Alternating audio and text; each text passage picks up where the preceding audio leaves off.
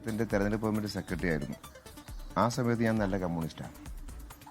2 പ്രാവശ്യം ഞാൻ മത്സരിക്കാൻ വന്നതിന് ശേഷം ആണ് പിന്നീട് ഈ പറഞ്ഞ പോലെയുള്ള ഭാഷയിൽ അദ്ദേഹം സംസാരിക്കുന്നത്. ഞാൻ ഈ പറഞ്ഞ പോലെ ഒരു കമ്മ്യൂണിസ്റ്റായി പോലും കണക്കാക്കുന്നില്ലെങ്കിൽ സ്ഥാനാർത്ഥിയാകുമ്പോൾ സ്ഥാനാർത്ഥി മാത്രമല്ലെന്ന് സംസ്ഥാന കമ്മിറ്റി മെമ്പറാണ്. സ്വാഭാവികമായിട്ട് അദ്ദേഹം സംസ്ഥാന കമ്മിറ്റി മെമ്പർ കൂടിയാകുമ്പോൾ അദ്ദേഹത്തിന് പറയാം, എനിക്ക് ഈ സെക്രട്ടറി വേണ്ട, ഇയാൾ കമ്മ്യൂണിസ്റ്റ് അല്ല എന്ന്. ഞാൻ ഇലക്ഷൻ സെക്രട്ടറിയായി വർക്ക് ചെയ്യുമ്പോൾ വേണേൽ പറയാം. 2 ഇലക്ഷനിൽ ഞാൻ അദ്ദേഹത്തിൻ്റെ സെക്രട്ടറിയായി പ്രവർത്തിച്ചു. അതിന് മുൻപുള്ള ഇലക്ഷനിൽ പ്രചരണത്തിൻ്റെ ചുമതല എനിക്കായിരുന്നു. അപ്പോൾ അദ്ദേഹം ഇവിടെ മത്സരിച്ച് വിജയിച്ച 3 തെരഞ്ഞെടുപ്പിൻ്റെയും മുഖ്യമായ റോൾ വഹിച്ച ഒരാൾ കൂടിയാണ്. പാർട്ടി ഏൽപ്പിച്ചുകൊണ്ട് വഹിച്ച ഒരാളാണ് ഞാൻ. അപ്പോൾ ആ സമയത്ത് സലാം ഉത്തമനായ കമ്മ്യൂണിസ്റ്റും ഞാൻ MLA ആയി പോയതുകൊണ്ട് ഇദ്ദേഹം കമ്മ്യൂണിസ്റ്റും അല്ല എന്ന് പറയുന്നത് ഒരു രീതിയാണ്. ഞാൻ അങ്ങനൊന്നും അദ്ദേഹത്തെക്കുറിച്ച് അദ്ദേഹം പറഞ്ഞ ഓരോ കാര്യം ഞാൻ മറുപടി പറയേണ്ടതില്ല എന്നാണ് ഞാൻ ആലോചിക്കുന്ന കാര്യം.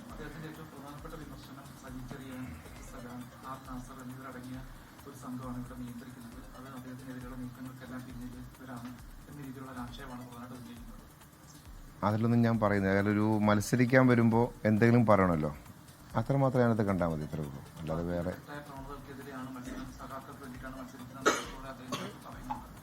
പാർട്ടിയിൽ നിന്ന് പോയ ശേഷം ഇനി പാർട്ടി എന്ന് പറയാതിരിക്കുന്നതായിരിക്കും ഭംഗി അദ്ദേഹത്തിന്.